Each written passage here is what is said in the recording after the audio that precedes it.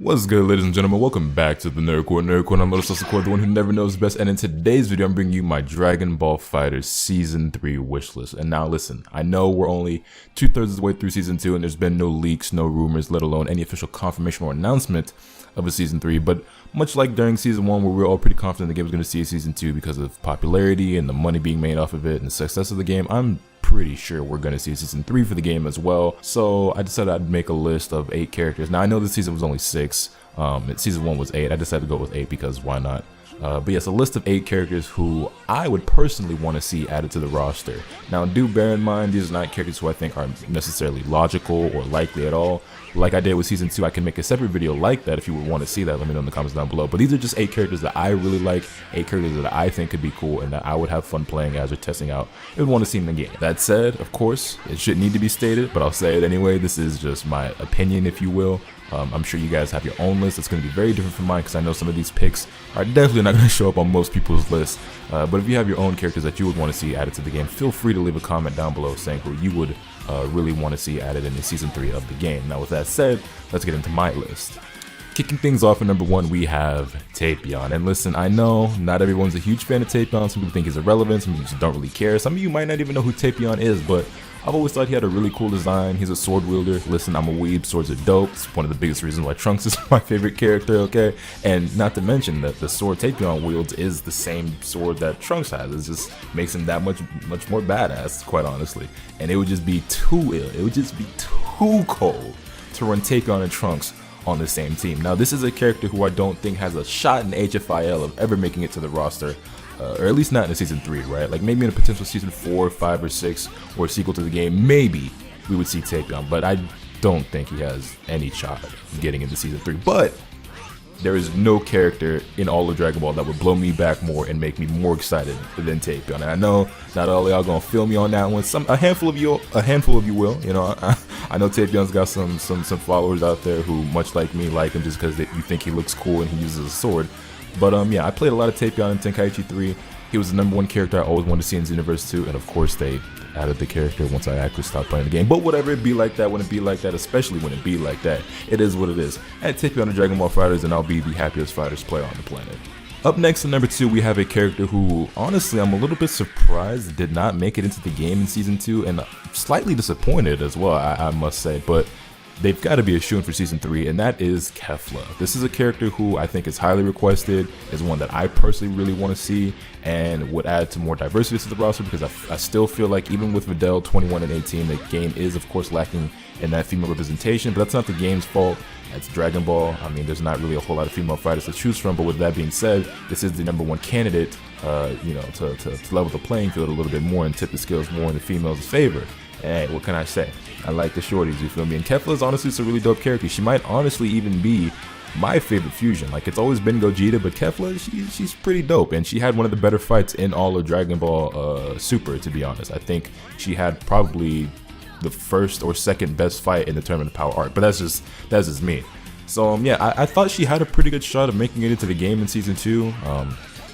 She's not a part of the roster. We've got 2 characters left, and she's not either one of them. So I'm pretty sure that if and when we get to Season 3, she's got to be guaranteed at this point to make it into the game. Up next at number 3 on my list, we have another character like TAPION who I don't think has a chance of getting into the game at all unless it's somewhere in a future season or a future sequel, and that is Future Gohan. Now I know some of you might be thinking Future Gohan's kind of a redundant pick.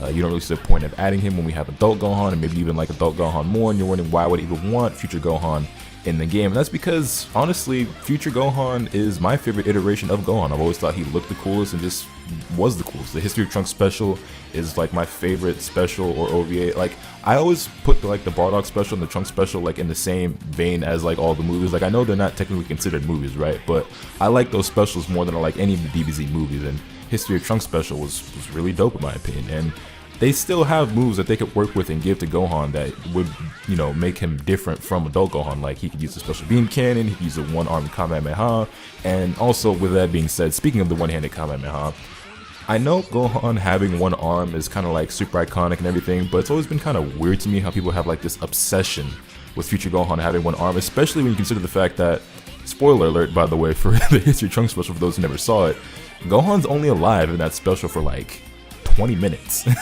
right? And for half of that screen time, he still has both of his arms. So it makes sense for him to still have both arms. People always like are ranting and raving saying how they want Future Gohan with one arm in games.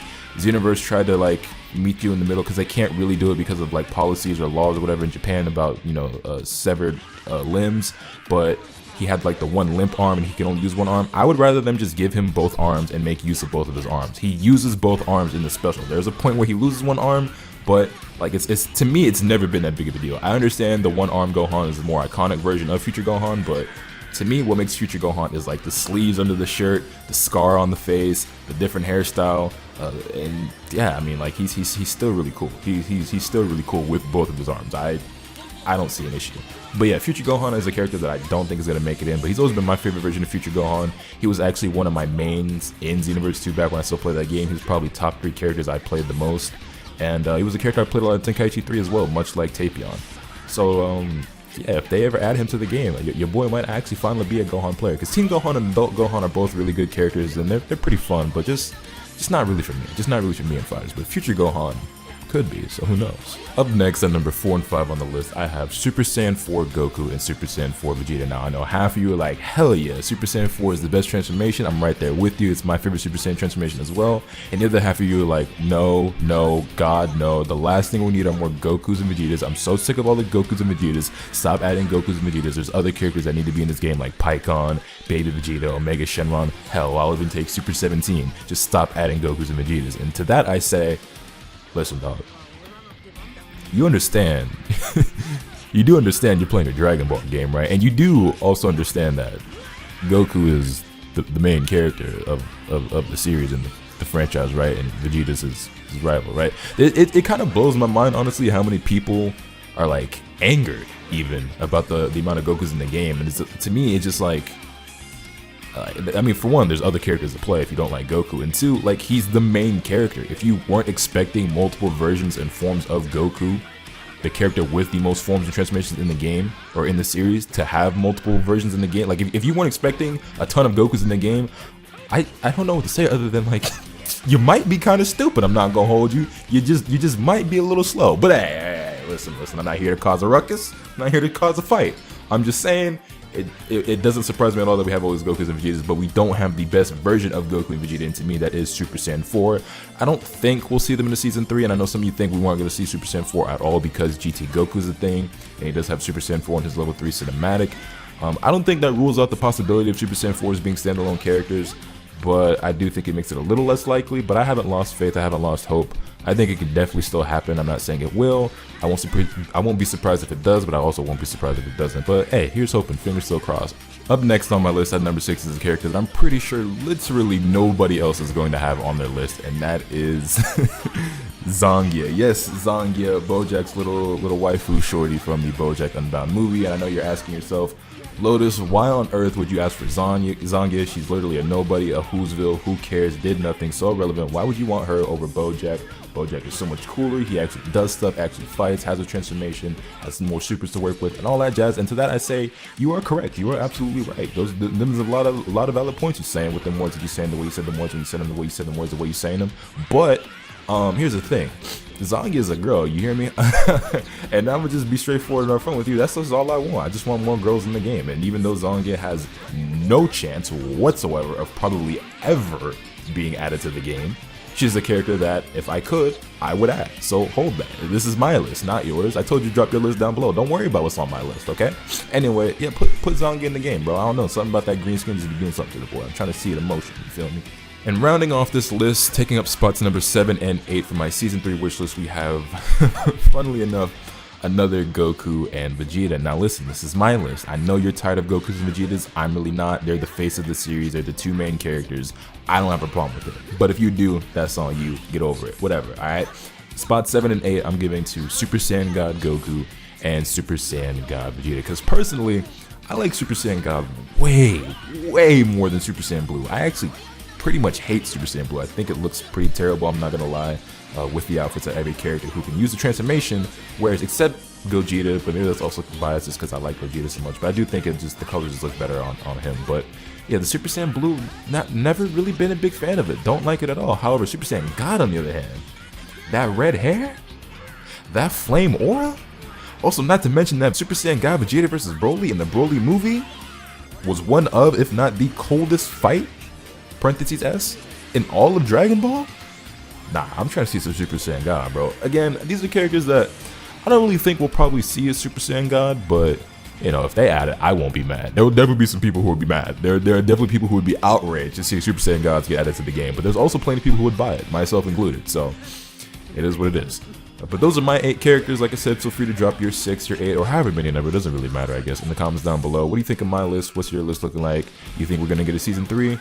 Let me know. Hit this video with a like if you enjoyed. Subscribe if you haven't already, so you can stay tuned for all the awesome content that I'm bringing you. And with all that being said, that's pretty much all I have for today. And remember, nothing can happen to you swinging bad. Later.